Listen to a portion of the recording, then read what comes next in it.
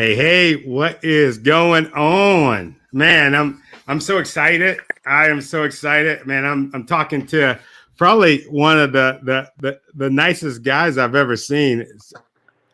Right.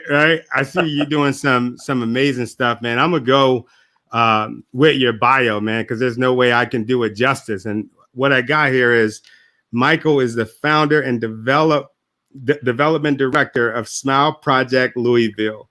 He wanted to be the reason someone smiled today.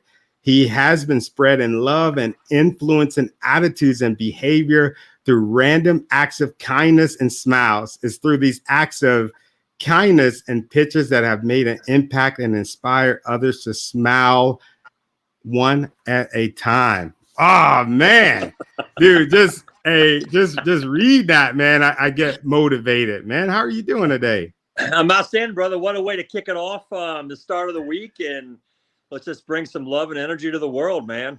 Yeah, man. Thank you for having me, dude. Thanks for agreeing to do it, man. I've seen you a couple times on the news, and I see you, and I'm like, man, there's something about this guy, man. He's infectious. And then one day I was scrolling through LinkedIn, and I saw that smile, and I was like, dude, I recognize him from somewhere. And then I start scrolling. You know, you see somebody that you're interested in, and you scroll, and every last like video that you have, like you're doing that infectious smile, dude. Like, where did that come from? Have you always been such a happy guy? You know, I'd like to think a lot of times I am, but let's keep it real, dude. Life happens, and I think that when life hits us harder than most, it is what it is. And I guess in my life, as life hit me really hard and can just, you know, as we say, we get back up, but it just kept knocking me down. I think what I found in my life, T, is that the ability to smile through such adversity, that even though we still do go through hardships and challenges, it is our perception. And I tell my kids this all the time, we've got choices. So when you get knocked down, you can choose to just get swallowed up by all the negativity and BS in life, or you can make a choice that life is still good, it's still amazing, and it's still that way truly because of the people in my life. So when I find my way still at times, we talked before we hit the air today, you know, look, at times I hit these speed bumps, but life is still ridiculously good regardless of the circumstances. So I'd like to think that the good Lord blessed me with, you know, a shit ton of energy, charisma, wit, you know, a lot of those things that I thank the good Lord for. So I do roll most of the time happy and with a lot of energy that I do think people find infectious. There's just something about some people that when they enter the room, you can kind of feel their presence. I think I'm one of those guys. I'm not better than you. It's just how I roll. You know?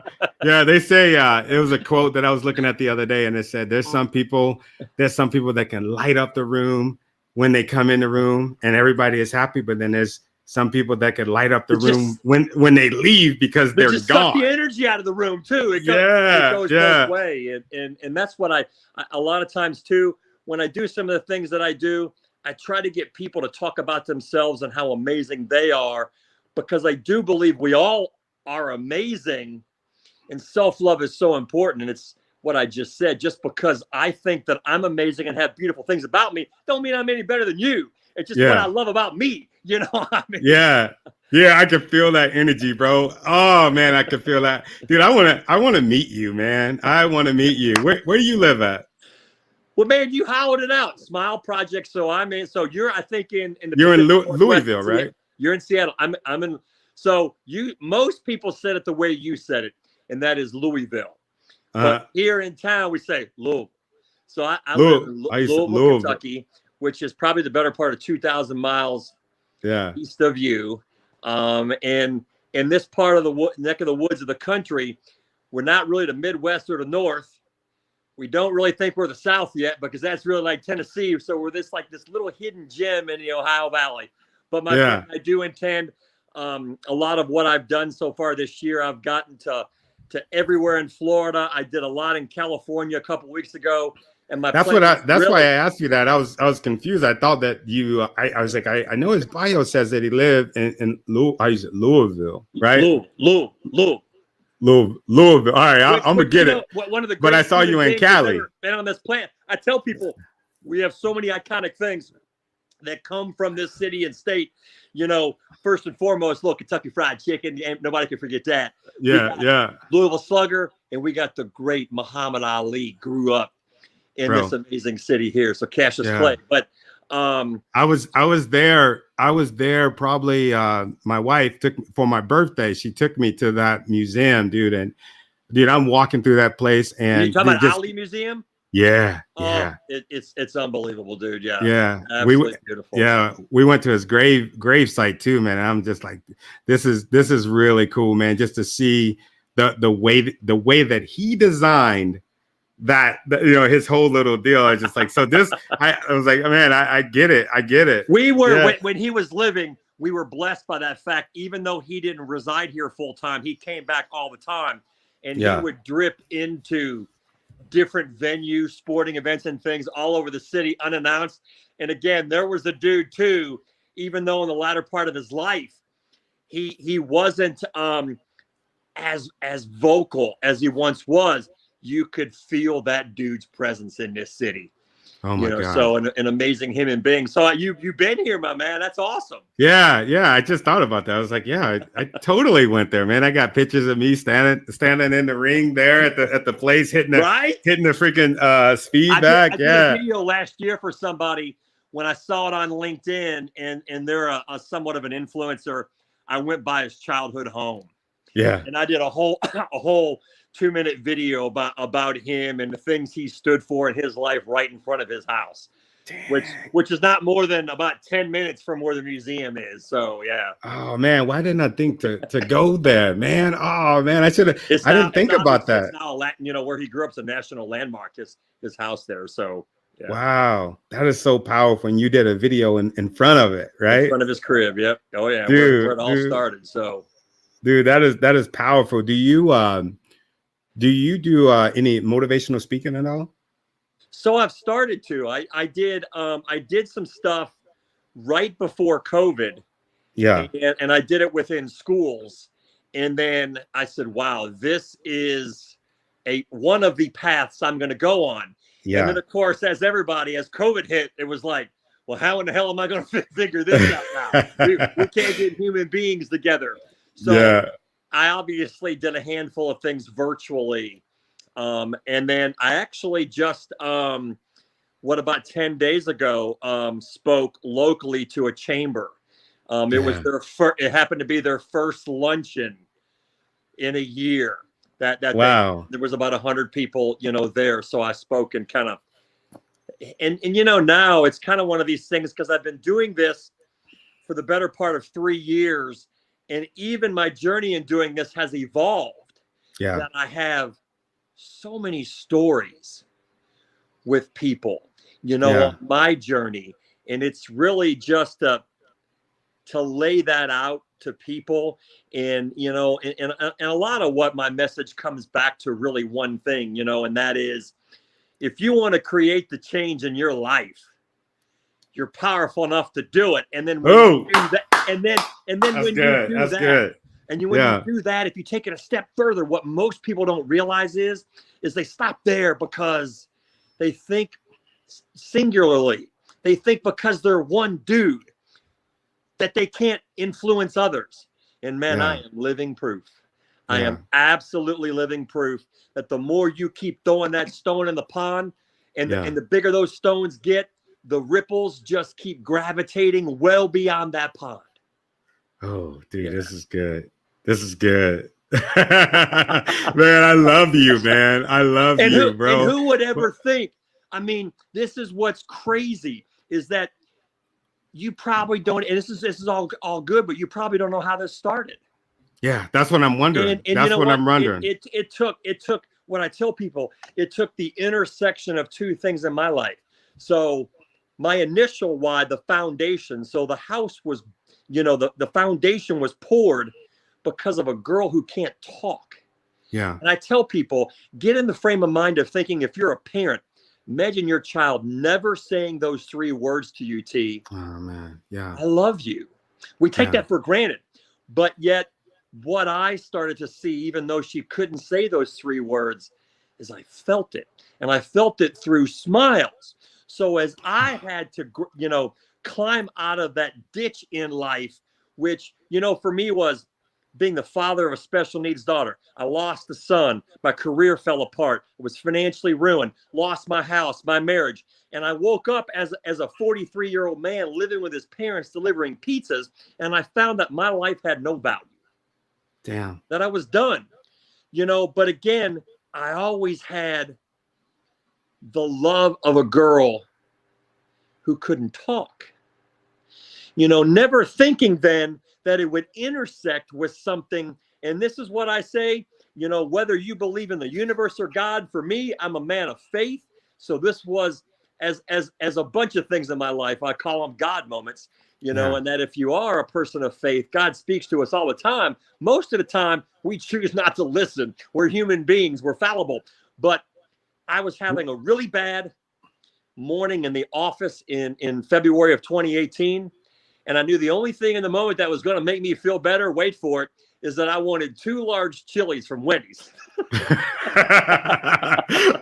large chilies. So wait, man. So I rolled like out. I rolled to Wendy's to get me. It's like, it's cold. You know how it is. It was like 42 degrees and raining. Oh yeah, I know that Midwest weather. Yeah. So I rolled to Wendy's like I always did once or twice a week. And as I rolled through the drive-thru, again, I was trying to process things in my life still, that weren't clicking. And that girl on the other side of that window made me feel good. Wow. Is it because she was giving you the burger? I mean, giving you the cup of chili, or no, you know what? No. And the funny thing is, one of the most reoccurring questions I get asked when I share this story is, and look, I want to give her value because her name was Chantrell. She was important. So as I went through, I knew the gravity of the moment, because who pulls? I mean, most people don't pull right over after you get your food. You're going on, you're going back to whatever you got to do. And I pulled over and I sat there for a moment and I reflected on it and I broke down crying. Damn. And that was one of those moments I said, God, what in the hell are you trying to tell me right here? So I cried for a few minutes. I gathered my thoughts, and I knew the only thing to do in that moment was to thank her.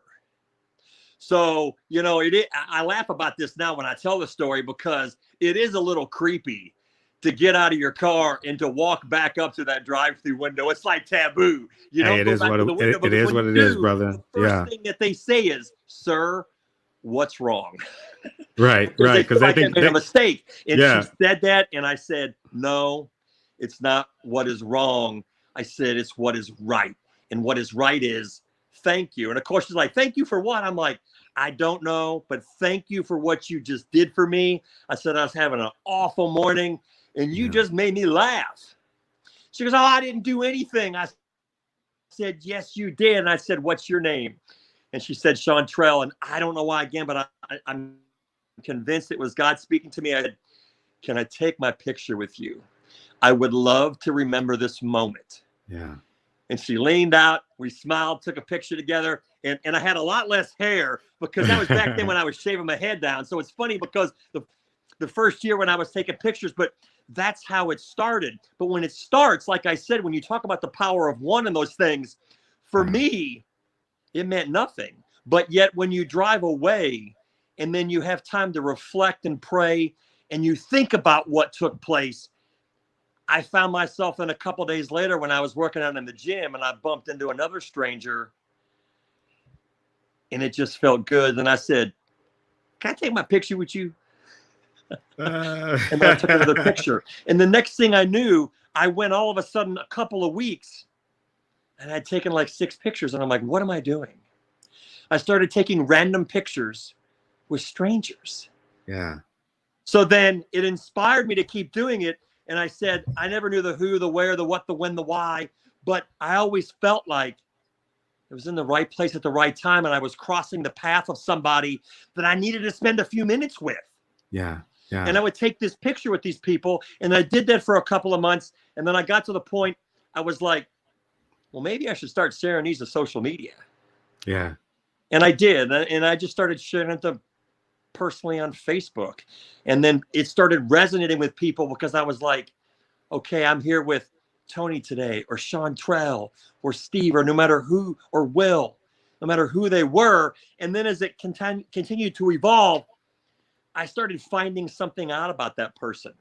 And that's when I got into asking them to share something amazing about them. So it wasn't just that I was with Chantrell today. Hey, I'm with Chantrell at Wendy's, but this is what's amazing about Chantrell.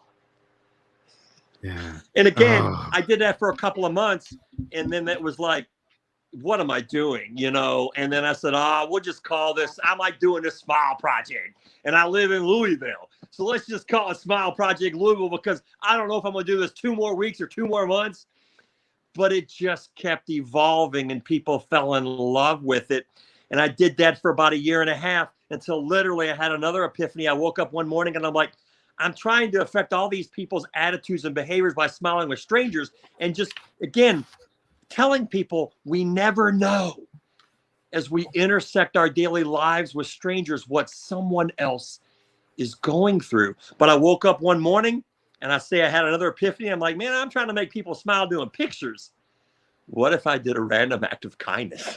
Oh, so you're adding to it. You're adding to it. So I was like, right? oh my God, what would I do? Where would I go? How would I do it? Kind of thing.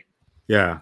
You know, and that's when in the late summer of 2019, I did my first random act of kindness and was blown away. You know, I was blown away in the moment. The person I did it for, I could feel it.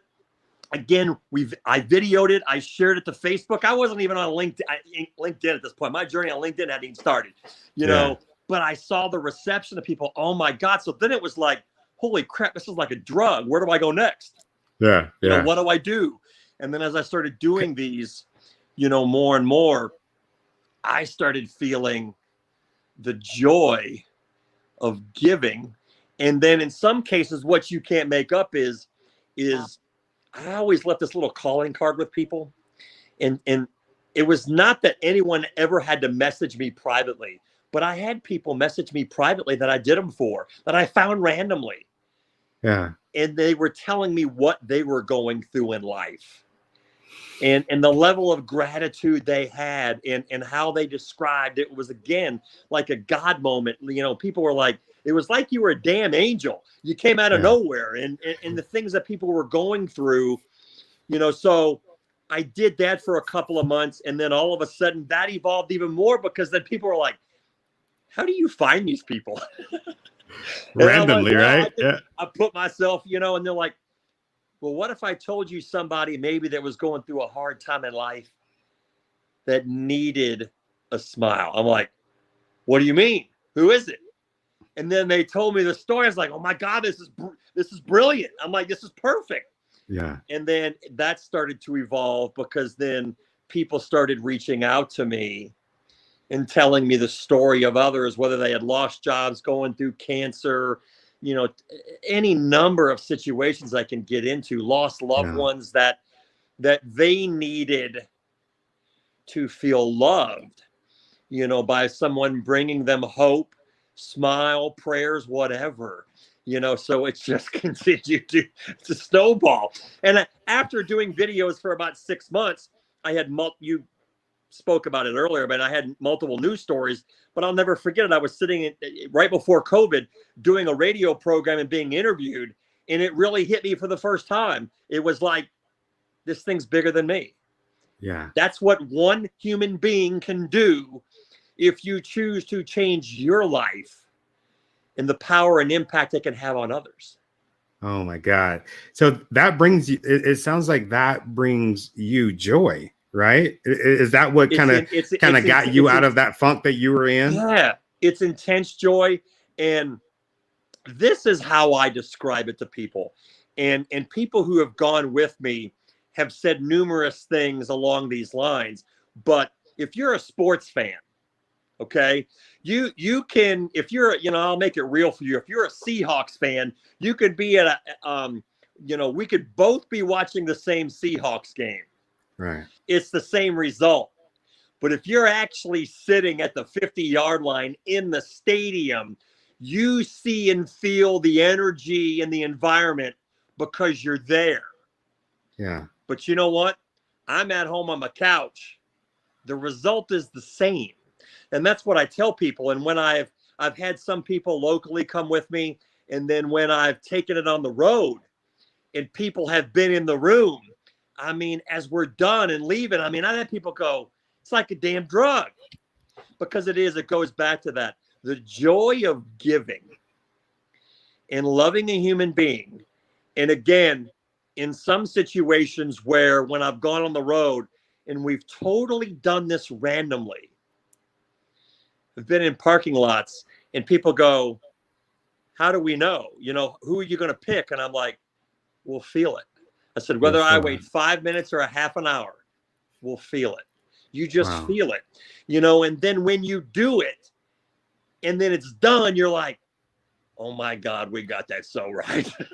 Yeah. Is there like an adrenaline rush that you get afterwards? It is. I get it before. And this is what I tell people too, is that I generally get about 90 seconds to 2.5 minutes with a stranger. That's all it is. And it's very real. These people don't know who in the hell I am. Most of them, if they're not local, they don't know who I am from a hole in a wall. And I generally say a really, really quick, short prayer right before, because I want the right words to flow from my mouth. Because, again, I'm there to, I often say this too, T, is that I'm really wanting to impress two people. When I say impress now, it's not a show, but I'm wanting to bring that love to impress upon two lives. First is the life of the person I'm with in that moment. Okay. The second person is one person who watches. Because if one person who watches, it doesn't matter if thousands of people watch my videos, but if one person who watches, which they do, if it inspires and impacts their life like a damn drive-through did. I mean, again, I laugh about it. You can't make it up. I mean, Wendy's drive-throughs don't change people's lives, but they did mine. So again, it's that second person who watches, and what continually blows me away at times, and I'll never diminish the people who come in frequently or every day that are inspired by my videos, but it's usually the person who has watched me for months, who's never commented. Yeah. And they send you that private message and they're like, man, I've been going through a lot. And I want to thank you for what you've done for me and the inspiration that you've had on me to understand that, we can still smile through such adversity in life. Yeah. Do you ever feel like, because on my platform, I get messages all the time. Sometimes I'll get random phone calls and they're just be like, you said this and it changed my life. And it'll be something where I'm like, oh, really? That did? And you're just like, wow. Do you get those phone calls, and like what do they do for you? Like, because for me, I always get them when I need them. It's almost like let me keep it real and in perspective. Of course I do, because I make very little on what I'm doing. And I'm trying to figure out those ways to sustain and move forward and all those things. And I think a lot of times what happens is, and I'm going to give you a very, very real example in a second, is that every time, it's not that I'm ready to throw the towel in, but where I have my hands on the towel is when I get that message. Yeah. And I get that Wow. message, and it's like, hell no. And you throw that towel back down, baby. And it's time It's to get like, back don't in do there and it. keep swinging again. Yeah. You know, because it's that message of no, we stay the course, we keep moving forward. But when I said I would keep it real, it was in December. I won't forget this. I was in my car and I was on the interstate. And look, I don't tell other people to do this, but I happened to open my LinkedIn when I'm driving down the interstate. I think anybody on LinkedIn, man. I think we all done it, right? Transparent. I love it, bro. And I got a private message from a guy in St. Louis. And he said, I just want to thank you for helping me through one of the hardest times of my life. Wow. That my wife of 38 years passed away last night of cancer. And on my journey, I needed to see what you were doing on a daily basis. So where I was blown away was not by the message itself, but by the fact that he thought of the morning after his wife passed away to call you, to send me a message. I get it if it's 3 weeks later, but I'm like, again, you know, for people who on any level don't pay attention to the analytics, that's, you know, again, you know, look, I tried to break it down as simple as I could in the people that we impact and the lives that we can change, because sometimes you may go, well, man, that post only got 40 likes and 20 comments, but that one comment may have changed someone's day. And in that turn, in changing their day, may have changed their week, their month, their year. Again, Chantrell never knew she changed my life.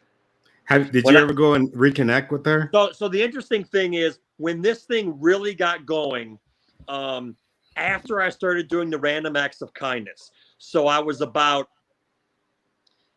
18, 20 months in, but I'd only been doing random acts of kindness a couple of months. Yeah. And I said, oh my God, we got to find this girl and do something for her.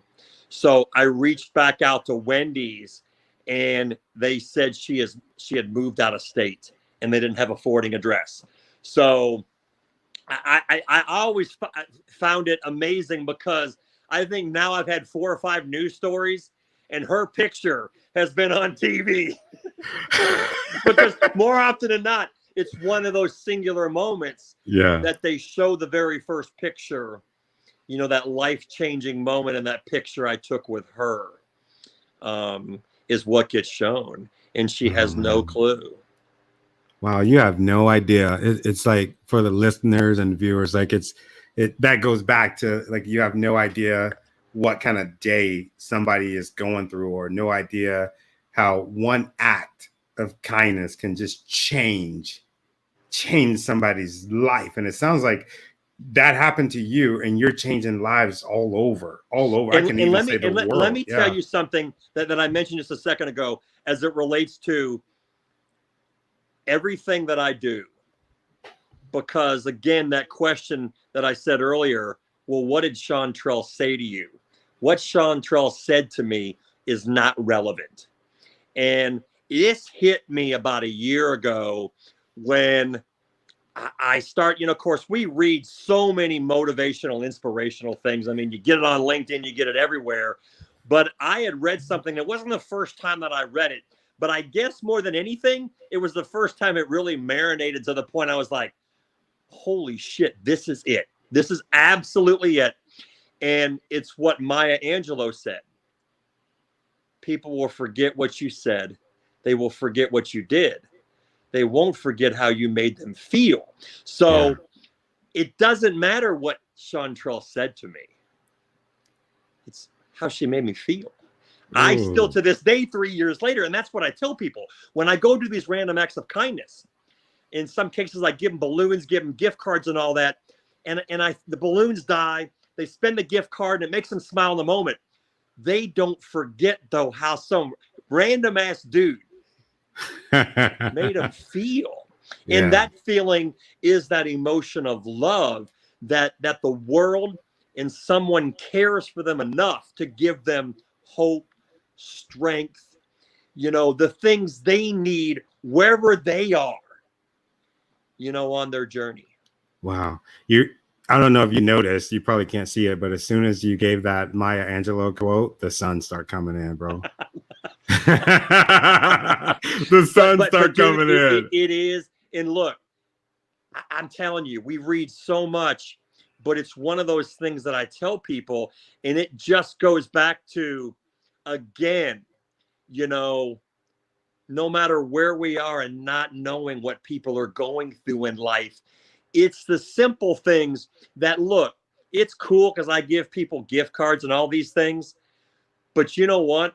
99% of what I do is never videoed.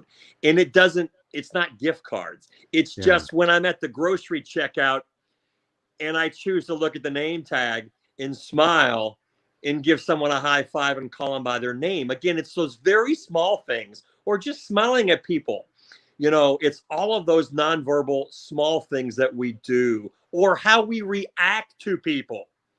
We rush to judgment, sometimes in life. Yeah. Yeah. Man, I love that. I we can feel your overreact. depth. So keep it simple and just understand, sometimes, man, we're going through a lot. Yeah. Yeah. What motivates you, man? How do you keep going through all the adversity that you went through? I know I was looking at some stuff. You're talking about your daughter being nonverbal. I would imagine that has been hard on you. What kept you to keep going?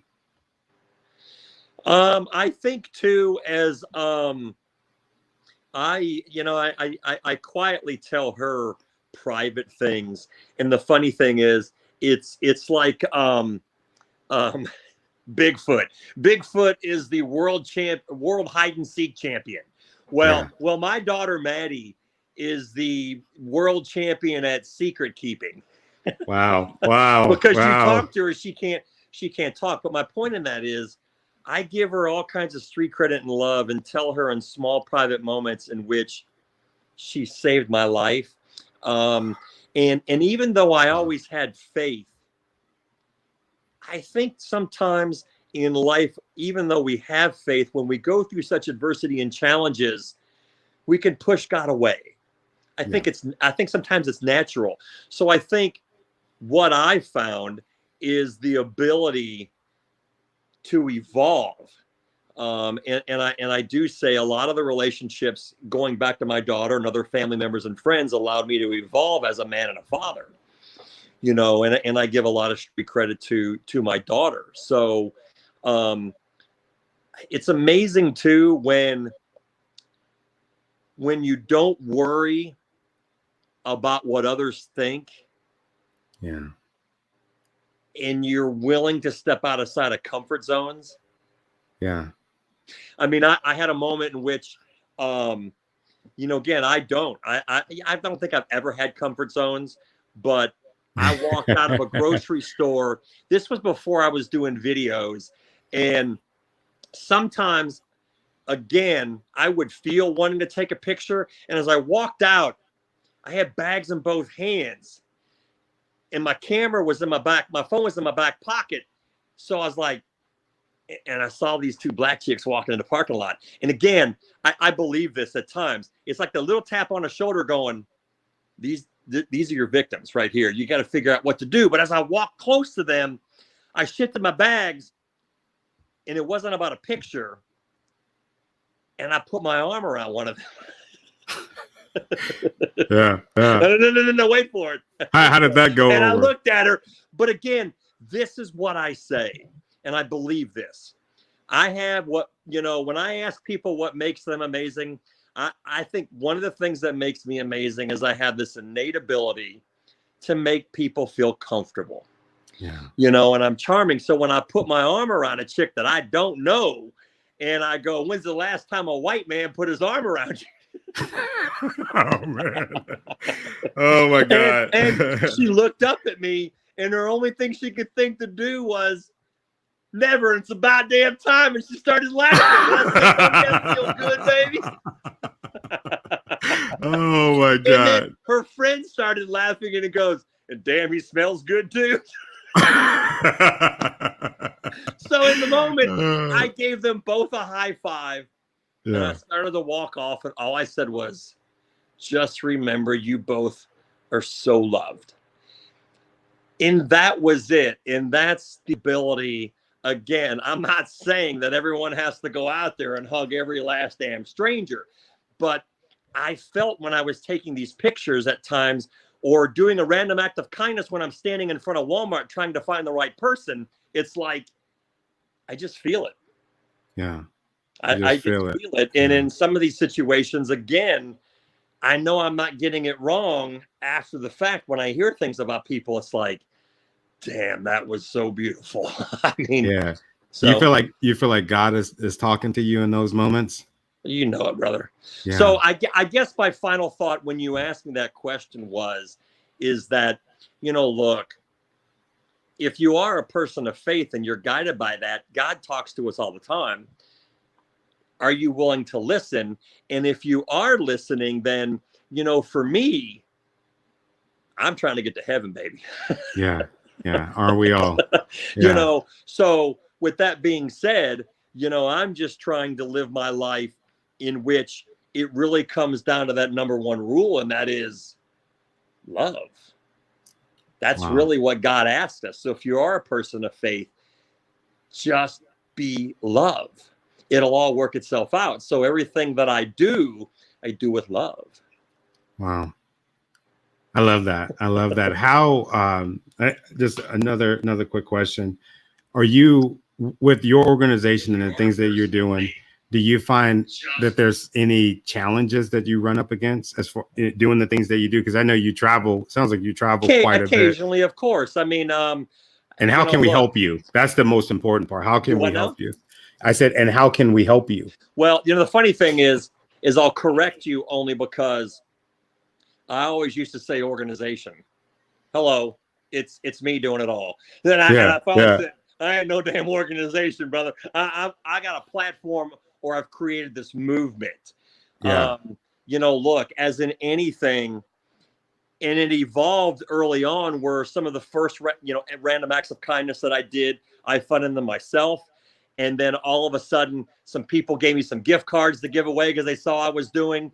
And then from there, it was like, okay, wow, it's become a pay it forward movement.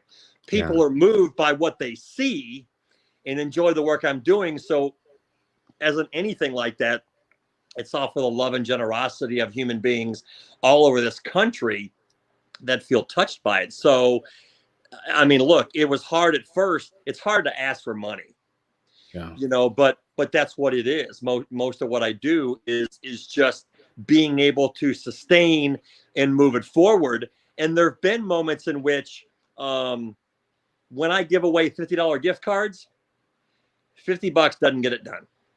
People yeah. need more. We did something last Christmas. We called it Operation Saving Santa, and I raised about $2,000 in a matter of about 3 or 4 days. And instead of going around and giving $50 to a lot of people, we went to impacted restaurant workers from COVID Yeah. who were single. Wow. And we gave it to single mothers who had kids. So then, when you're not working and someone shows up and gives you $400 for Christmas to help Santa bring his ass under the tree, again, that's a good representation of a $50 gift card is cool, but Yeah. it just doesn't get it done when you're 28 and you got Right. 2 or 3 kids and you're a single mother trying to get it done. You need to buy it for everybody.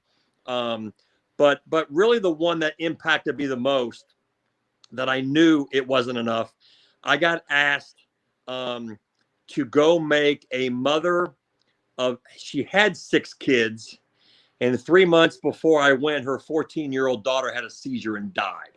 Oh wow. And they were struggling financially.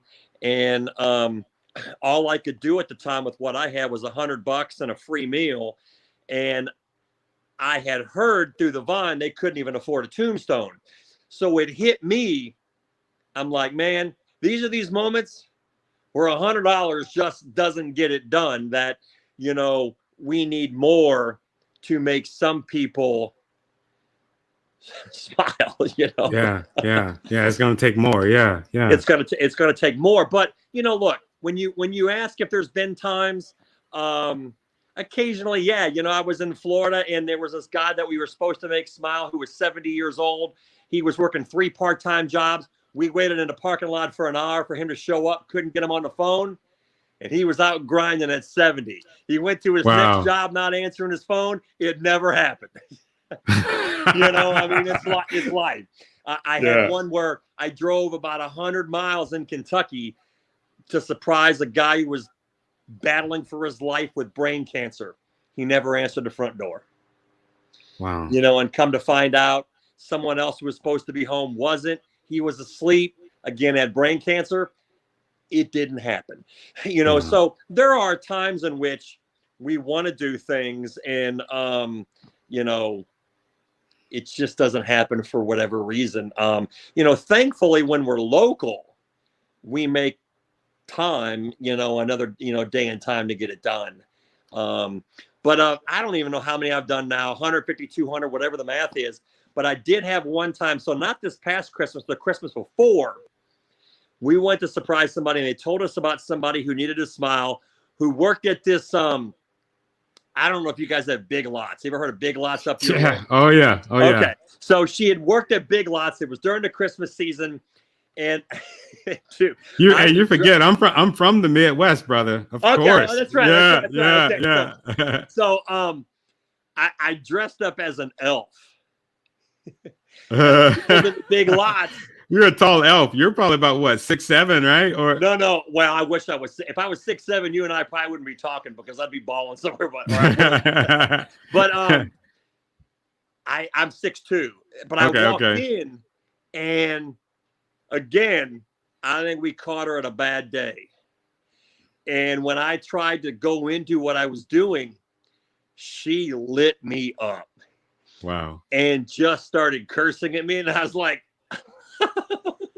hold up, stop recording, and it went sideways, and it never happened, Wow. But that's the only one that I would say that we made the decision in the moment to never do. But again, we've probably had 5 or 6 for various reasons out of the countless ones we've done where we can't get a hold of somebody for some reason, but thankfully most go off pretty good.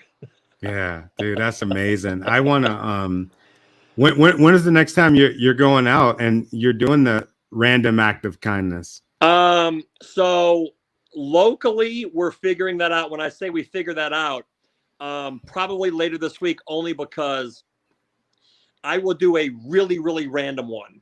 And when I say that, if somebody else is not nominated, so I'll go somewhere. I want to do one on my daughter's 22nd birthday. So when Maddie, the foundation of this, is 22 this Friday, I'm going to do one. Wow, that's cool.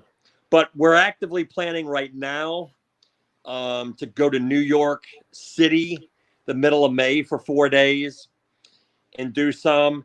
And then the same things we did in Florida and California, we're also starting to look at spending about a week to 10 days in Texas in June. Wow. And the beautiful thing is all of these, when I've gone on the road, have all been with LinkedIn connections. Yeah. So when I do them, I'm meeting up with dozens of people from LinkedIn and doing things in their community, for their people. So man, I love that. I would like to maybe connect with you after this. And man, I want to give a donation so that, maybe we can sponsor the next one that you do, man. I love. And you know what? And that's kind of the direction it went in California. As some people did that, I was then giving individual shout outs of love and gratitude to the people who helped make things happen. Because again, it's all off of the love and generosity of people like yourself. Yeah, no, we want to make sure that you're able to keep doing that. What's a good place so that the listeners and the viewers, that they could reach out to you, so that they can give you a donation, so that maybe they can help bless somebody else? Way is the website. Okay. Smile Project Louisville.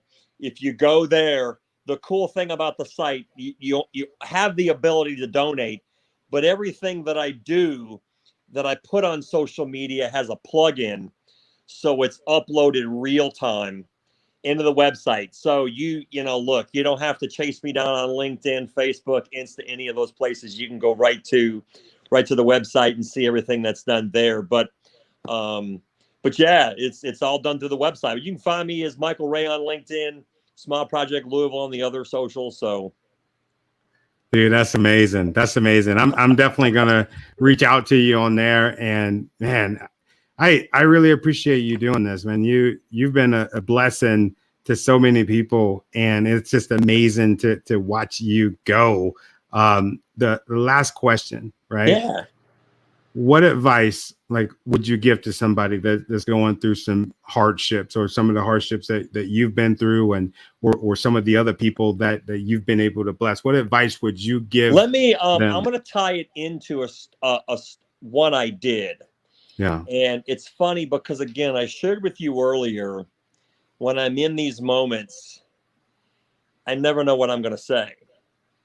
So I happened to get asked about a year and a half ago by a school to come in. There was a 28-year-old third grade teacher by the name of Carly, who was battling stage 3 colon cancer. And when they reached out to me, they said, we want you to come in because this girl is a badass.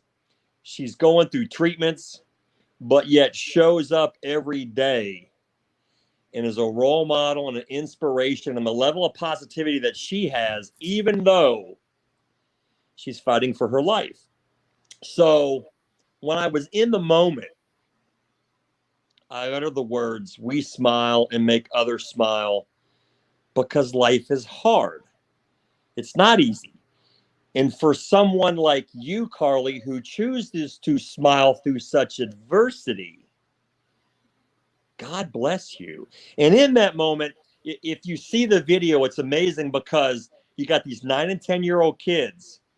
She starts to cry. I'm bawling, and these kids walk up. This is before COVID, and they start hugging her. Okay. Oh, wow. So to tie that in, I then last summer had a random phone call from somebody from LinkedIn who saw my stuff. And as we went through an hour-long conversation, we got about halfway through the conversation. He goes, dude, have you ever heard of the company called Life is Good? And I was like, yeah. I said, man, they sell all that merch. And every time I look up, man, they got stick figures and telling you life is good. I was like, well, yeah. He's like, yeah, that's kind of what they're about. He goes, but do you know what they're about? And I'm like, are there more about the t-shirts? So I'm going to answer your question now. He said, yeah, because there are these 2 dudes who started this company just built on positivity. He goes, have you ever heard of their mission statement? I'm like, well, no, I didn't know they were beyond t-shirts. He goes, their mission statement is, and the reason why this mission statement was so meaningful to me is because the moment he uttered these words, it took me back to the classroom when I was standing with that teacher. And he said, their mission statement is 3 very, very simple statements. And this is the answer to your question. Life is not perfect. Life is not easy. Life is good. And I thought about that teacher and I said, look, man, we don't understand why in life some of us go through more than others. But life is still good.